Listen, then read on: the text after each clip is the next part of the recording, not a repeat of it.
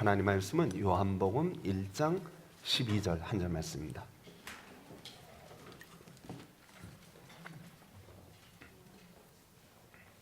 잘 아시는 말씀이니까 우리 같이 한 목소리로 함께 읽도록 하겠습니다. 시작.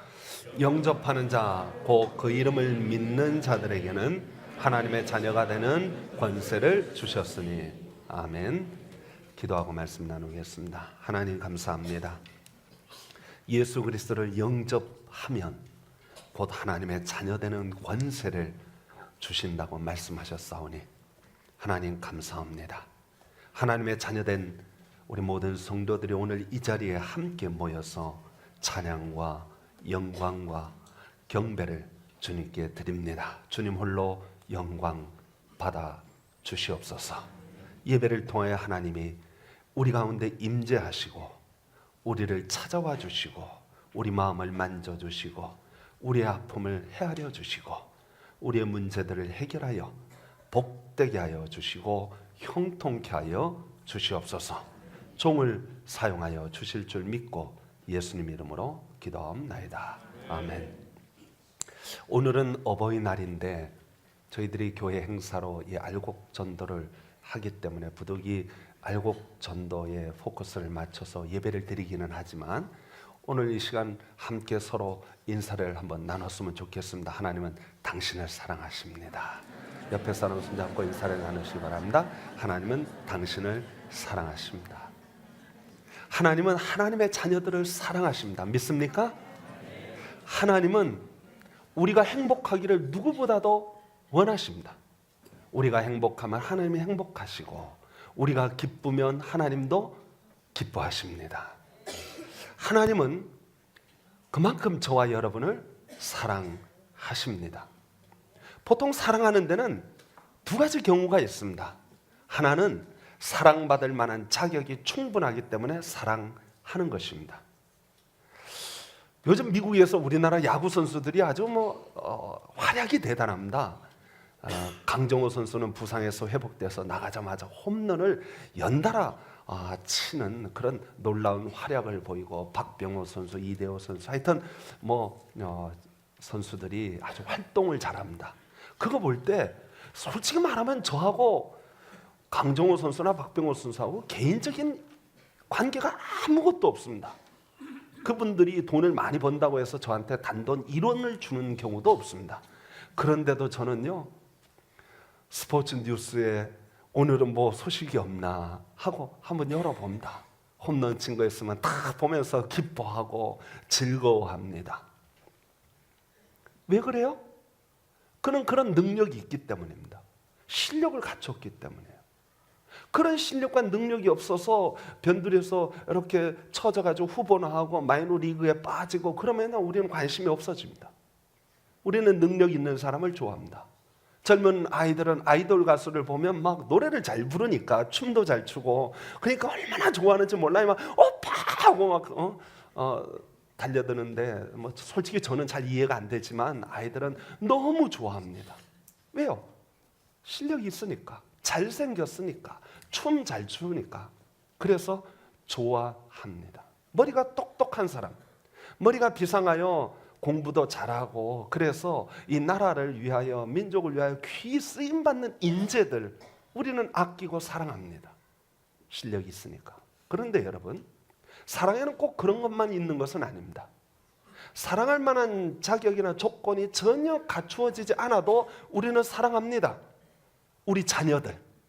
솔직히 말하면 우리 자녀들이 강정호 선수처럼 그런 능력 있는 자녀가 아니고 카이스트 박사처럼 그렇게 실력 있는 자녀가 아니어도 우리는 그냥 사랑합니다. 조건이 있어서 사랑하는 것이 아니고 자격이 있어서 사랑하는 것이 아니라 그냥 사랑합니다. 우리가 사랑하는 데 있어서 조건을 보고 자격을 보는 것 같지만 꼭 그런 것은 아닙니다. 제가 필리핀에서 선교하다가 한국으로 이제 다시 돌아올 때가 있었습니다. 우리 둘째가 초등학교 3학년, 큰애가 초등학교 5학년 때 다 이제 팔고 다시 한국으로 돌아오는데 집안에 있는 물건을 다 팔기 시작했어요. 필리핀 사람들은요, 먹다 남은 빈 병도 다 사갑니다. 그러니까 집안에 있는 모든 물건을 파는 거예요. 세탁기, 냉장고, TV뿐만 아니라 뭐 애들이 보던 책 중에 찢어진 책 뭐 이런 거 다 내놔도 다 사갑니다. 다 팔고 이제 오는데, 우리 둘째가 이렇게 사랑하고 아끼던 것이 있었는데 강아지 인형이었습니다. 때가 타가지고 꼬질꼬질 때가 타서 새까맣게 된 강아지 인형을 사랑하는 거예요. 제가 우리 둘째 보고 얘기를 했어요. 주혜야, 그 인형 팔고 가자. 자기는요, 목숨이 끊어지는 한이 있어도 이건 절대로 양보 못해. 절대로 포기 못해. 지저분하고 더러운 인형인데 뭐 그걸 그렇게 팔고 가자 그러는데 못 팔겠다는 거예요. 안 팔겠다는 거예요. 꼭 끌어안고 절대로 못 판다는 거예요. 매일같이 세일을 하는 거예요. 필리핀 사람들 오늘은 또 못 팔려고 하나 하고 쫓아오는 거예요. 아침마다 사람들이 하루 종일 집안에 왔다 갔다 하면서 이거 얼마예요, 이거 얼마예요, 뭐 파는데 정신이 없잖아요. 어떤 사람이 말도 없이 그 강아지 인형이 뭐가 그렇게 좋다고 날름 들고 가버렸어요. 훔쳐간 거죠. 그날 우리 집 둘째가 얼마나 울었는지 태성통곡을 하는 거예요. 내가 아끼고 사랑하는 거, 아빠가 볼 때는 쓰레기통에 들어가야 마땅합니다. 가치 없어요. 귀하지 않아요. 그런데 그게 막 너무 좋은 거예요. 너무 아끼는 거예요. 제가 어느 집에 이렇게 신방을 가다 보면 어느 집에는요, 어느 분이 돌을 모으는 분이 있어요. 돌멩이를. 제가 볼 때는 돌멩이인데 그분은 돌멩이를 안 그럽니다. 수석이라고 말을 합니다. 강가에 가가지고 깔려있는 게, 널려있는 게 돌인데 그 돌을 딱 주워 갖고 와가지고 막 기름을 칠하고 막 매일같이 기름을 칠하는 거예요. 막 칠하고 바짝바짝바짝 이 기름을 칠하고 다이도 예쁘게 돈 들여서 만들어가지고 벽장에다가 딱 돌을 놓고는 목사님 보세요 딱 자랑을 하는 거예요. 제가 보면 돌멩이인데 뭐 목사님 보이시죠? 그러면 뭐가요? 아니 호랑이가 보이잖아요. 그러면 안 보이는데요? 잘 보세요. 이렇게 호랑이잖아요. 돌멩이 같은데요? 호랑이라는 거예요. 너무 아끼는 거예요. 그 돌을 한 벽 전체에 돌을 놓으니까 얼마나 무거운지 방바닥에 깔아앉았어요. 주저앉았어요. 돌을 그렇게 쌓아놨어요. 다른 사람들이 뭐라 그러던 부인이 막 저거 좀 치기라고 소리를 쳐도 아니야, 내가 사랑하는 거, 내가 아끼는 거. 누가 뭐라 그래도 나는 기름칠을 오늘도 할 거야. 사랑하는 거예요. 하나님의 사랑이 이와 같습니다. 하나님이 우리를 사랑하시는 것은 우리가 어떤 능력이 있어서 사랑하는 게 아닙니다. 우리가 어떤 실력이 있고 우리가 어떤 자격이 있어서 사랑하는 게 아니에요. 우리의 인격과 덕성이 훌륭해서 우리를 사랑하는 것이 아닙니다. 우리가 보잘것없고 우리가 가치 없어도 사실 야곱은 스스로 고백하기를 나는 지렁이만도 못하다 그랬어요. 자기가 자기를 평가할 때 나는 지렁이 같다 그랬습니다. 사도 바울은 스스로 자기 자신을 평가할 때 나는 죄인 중에 괴수다 그렇게 평가했습니다. 그런데 하나님은 지렁이 같은 야곱을, 죄인 중에 괴수인 그 바울을 하나님은 사랑하십니다. 그래서 어거스틴은 이런 말을 했습니다. 하나님께서는 사랑스럽지 않은 자를 사랑함으로써 나를 사랑스러운 자로 만들어 주신다. 돌멩이 다른 사람 사랑스럽지 않아요. 근데 난 사랑스러워요. 그래서 기름을 칠해. 그래가지고 사랑스럽게 만드시는 거예요. 하나님은 우리를 얼마나 사랑하시는지 여러분 아십니까? 자신의 아들까지라도 내어주시면서 우리를 사랑하십니다. 하나님은 우리를 사랑하시기 때문에 우리를 가치 있게 보십니다. 귀하게 보십니다. 성도 여러분, 복음 중에 복음이 뭔지 아십니까? 하나님이 우리를 사랑하신다는 것입니다. 이보다 더 큰 복음이 없습니다. 저와 여러분이 얼마나 귀하게 생각하냐면 성경에 이런 말이 있습니다. 사람이 만일 온 천하를 얻고도 자기 목숨을 잃으면 무엇이 유익하리요? 우리가 얼만큼 가치 있는 존재냐? 예? 그저께 TV 보니까 당신의 가치는 얼마입니까? 하는 것을 사람들한테 묻는 것을 보았어요. 여러분은 여러분의 가치가 얼만큼 된다고 생각하십니까? 하나님은 여러분의 가치를 온 천하보다 더 귀하다. 나는 그만큼 우리를 사랑하신다. 하나님은 그렇게 말씀하십니다. 성도 여러분, 하나님이 기뻐하는 것과 하나님이 싫어하는 것이 있습니다. 뭔지 아시겠습니까? 하나님이 기뻐하는 것은 하나님이 사랑하는 것을 사랑하면 기뻐하십니다.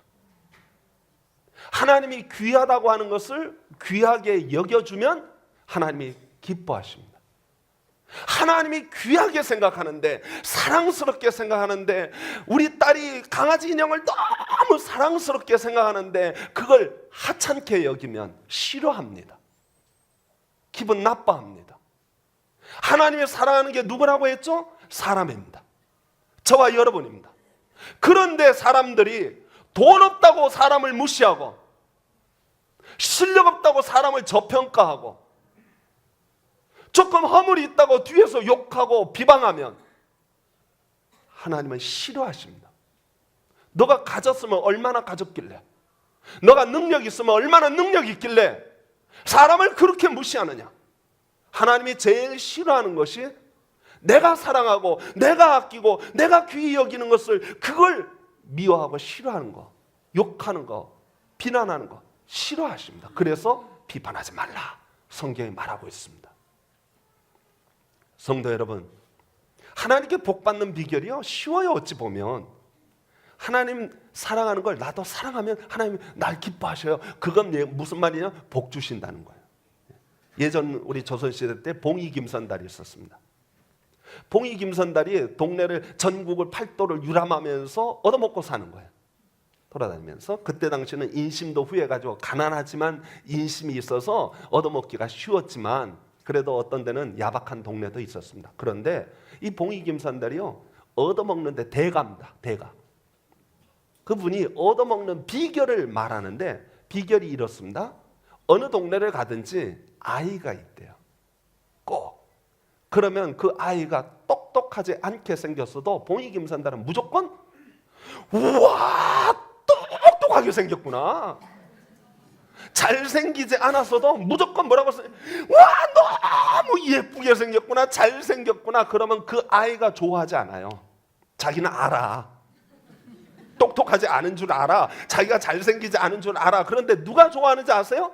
부모가 좋아해. 참 우리 애를 진가를 알아보시는군요. 우리 집에 오늘 와서 식사하세요. 우리 집에서 주무세요. 그리고 자기 집으로 데리고 가는 거예요. 그러니까 얻어먹는데 어려움이 없는 거예요. 칭찬하니까. 가끔 텔레비전에 보면요 태어나면서부터 기형을 갖고 태어나는 아이들이 있어요. 심장에 혹은 척추에 문제가 있는 아이들. 하여튼 몸에 아픔이 있어서 깐난쟁이 때부터 병원을 왔다 갔다 하는 거야. 치료해도요 나을 희망이 없어. 참 어떻게 보면 참 불쌍한 아이들이야. 어떻게 저렇게 살까? 부모에게 정말 고생이 많겠다, 힘들겠다. 우리는 그렇게 얘기를 합니다. 하고 혀를 차기도 합니다. 병원에 다큐멘터리를 보는데 병원에 아이를, 외소증 걸린 아이야 자라지 않는 거예요. 그 아이를 옆에 탁 데리고 앉았는데 사람들은 보면서 이러고 지나가는데 그 옆에 전혀 모르는 어떤 사람이 앉아가지고 야, 너 참 예쁘게 생겼구나. 아유, 너 힘들겠다, 아프겠다. 그렇게 얘기를 하니까요 그 옆에 앉은 부모가 그 얘기를 듣고요 눈에서 눈물이 탁통같이 뚝뚝뚝뚝 흘리는 거예요. 다른 사람들이 다 찢어그리고 지나가는데 이 사람만은 나 모르는 사람이 전혀 오늘 처음 본 사람이야. 근데 그 사람이 자기 아이를 예쁘다 그러고 관심을 가져주고 막 그러니까 부모가 감동을 하는 거예요. 눈물을 흘리는 거예요. 성도 여러분, 우리 하나님의 그 심정이 그렇습니다. 우리 하나님의 성경에 보니까 가난한 자, 고아와 과부, 나그네 된 자를 하나님의 귀히 여기셔. 왜냐하면 그들은요, 누가 돌봐줄 사람이 없어. 너무나 자격도 없고 힘도 없고 실력도 없고 돈도 없고 아무것도 없는 거예요. 그러니까 성경에서 뭐라 그러냐면, 내가 너희 변호사가 되어줄게, 내가 너희 아버지가 되어줄게, 내가 너를 지켜줄게. 약한 자들, 병든 자들을 하나님은 긍휼히 여겨주시는 거예요. 불쌍히 여겨주세요. 그들을 긍휼히 여겨주면 하나님이 기뻐하셔요. 그래서 성경은 뭐라고 말했냐면요, 적은 소자에게 물 한 컵만 줘도 나는 그 상급을 하늘에서 잊지 않겠다. 하나님이 얼마나 귀히 여기시는지 아시겠죠? 복 받는 비결 간단합니다. 사람들이 무시하는 사람, 사람들이 멸시하고 사람들이 비웃는 그런 나약하고 힘없는 사람, 그런 부족한 사람에게 우리가 사랑을 주는 거예요. 어렵잖아요. 말만 해도 돼요. 야, 너 참 힘들겠구나. 너 참 이쁘구나. 위로해주고 격려만 해줘도 하나님이요, 너무 기뻐하셔. 너무 좋아하셔요. 복 받는 자예요. 성도 여러분, 하나님은 우리를 귀히 여기십니다. 우리를 사랑하십니다. 천하보다 더 귀히 여기십니다. 그래서 온 천하보다 우리를 더 크게 하셨어요. 우리의 마음이, 우리의 마음속에 있는 그릇이 얼마나 큰지 온 천하보다 더 큽니다. 그 무엇으로도 채울 수 없어요. 그런데 그 마음속을 하나님이 채워주십니다. 시편 23편에 보니까 하나님이, 다윗이 그런 말해요. 내 잔이 넘치나이다. 다시 말하면, 다른 말로 하면 나는 정말 만족합니다. 차고 넘친다는 거예요. 불만족은 뭐냐? 아직 차지 않았다는 것입니다. 여러분, 우리 마음 속의 그릇이요, 얼마나 큰지 아세요? 너무너무 큽니다. 저는 이제 결혼한 지 30년 됐는데 지금까지 제 이름으로 된 집이 한 채도 없었어요. 한 번도. 처음 전세 살면서 지금까지 전세로 사는데, 처음 전세 살 때 저희 교회 권사님이 우리 집에서 오래오래 사셔요 하고 살게 해주셨어요. 요 밑에 내려가면 신사초등학교 있는데 그 앞에 예전에는 문방구로 했는데 지금은 핸드폰 가게를 하고 있어요. 그 집 2층 집이었어요. 처음 자는데 길에서 차가 지나가는데, 우와, 전 그 차 소리가 그렇게 큰 줄은 처음 알았어요. 석 달을 잠 못 잤어요. 그리고 익숙해져서 이제는 밤에 트럭 지나가도 쿨쿨 잘 수 있는 단계가 됐는데, 딱 8개월 되니까 전사님 죄송하지만 방 좀 빼주세요. 우리 아들이 오려고 그래요. 그래서 그때부터 이사를 다니기 시작해서 지금까지 수십 번을 다녔습니다. 수를 셀 수가 없어요. 자기 집 없이 전셋집에 사는 사람이 제일 서러운 게 뭔지 아세요? 방빼라는 거예요. 방빼.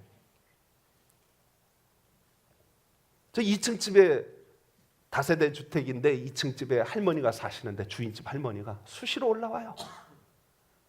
잔소리를 하는 거예요. 전화로 해가지고, 목사님! 목소리도 아주 카랑카랑하셔. 목사님! 뭐 그래요. 그러면 예, 알겠습니다. 서러워요. 그런데 자기 집을 얻게 되고 거기서 눕게 되면 얼마나 좋을까요? 저는 아직 경험을 못 해봐서 잘 모르지만 하신 분들의 얘기로 자기 집에 누우면 너무 좋다는 거예요. 새 가구 드리고, 내 집이니까 이사 갈 일이 없으니까. 전 하도 이사를 가가지고 장롱이 다 뿌개져가지고 인터넷에서 그냥 몇만 원짜리 하나 사가지고 임시로 쓰는 거죠. 뭐. 자기 가구 들여놓고 사는데 너무 너무 좋아가지고 그날 밤 잠이 올까요, 안 올까요? 안 와요. 근데 그 좋은 게 얼마나 갈까요? 1년 가면 좋을까요? 그래도 너무 잠이 안 와가지고 너무너무 좋을까요? 그런 일은 없습니다. 그렇게 줬던 그 집이요, 얼마 안 했으면 불평이 나와요. 화장실 한 개 너무 불편해. 화장실 2개로 갔으면 좋겠어. 제가 필리핀에 있을 때 어떤 여집사님이 저보고 우리 집에 좀 놀러 오세요. 놀러 오세요. 목사님 저가 대접하고 싶어요. 그래가지고 하도 그래서 제가 갔어요. 차를 타고 가는데 대문에서 집까지 들어가는데 거짓말 약간 보태가지고 5분을 들어가요. 정원이 얼마나 넓은지 한참 올라가는 거예요. 집에 딱 들어갔는데 집에 방이 얼마나 많은지 저한테 방 구경을 시켜주는 거예요. 집을 1층, 2층 막 올라가면서 지하까지 있는데 막 왔다 갔다 하면서 구경을 시켜주는데 방마다 화장실이 있어요. 세상에 깜짝 놀랐어요. 방마다 화장실 있고 방마다 옷실이 따로 있어요. 그러면서 그분이 저한테 하시는 말씀이 목사님 언제든지 놀러 오세요. 여기에 쉬셔요. 사는 분은 몇 명인지 아세요? 남편과 아내 딱 2.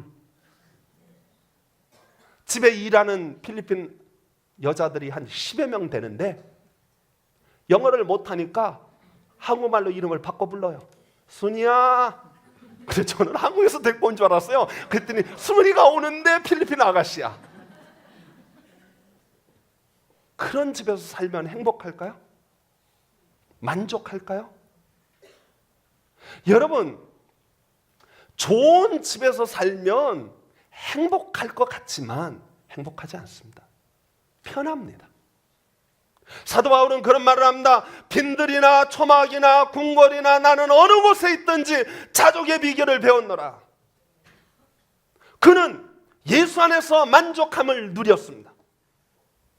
어느 곳에 살면 어떠냐 이걸 60평 아파트면 어떻고 120평 빌라면 어떻고 전세방이면 어떠냐 이걸 나는 예수 안에 있는 게 행복하다. 그래서 여간 채소를 먹으면서도 행복하다는 것입니다. 성도 여러분, 속지 마세요. 세상에서 우리에게 행복을 줄 수 있는 것이 없습니다. 예? 세상에서 사단 마귀가 세상이 우리를 유혹합니다. 60평짜리에 살면 너 행복해. 글로 가야 돼. 네가 지금 행복하려면. 그래가지고 우리는 막 허리띠 졸라매고 60평 하면서 돈을 모으는 거예요. 그냥 계속. 죽으라고 돈을 모으는 거예요. 그리고는 60평에 딱 가서 누워보면 진짜 행복할까요? 아니라니까요. 잠시 잠깐이라니까요. 솔로몬은 이런 말을 했습니다. 부귀와 영화가 나에게 바다같이 차고 넘쳐난다. 그는 정말 부귀와 영화를 누렸습니다. 그가 솔로몬이 이렇게 고백합니다.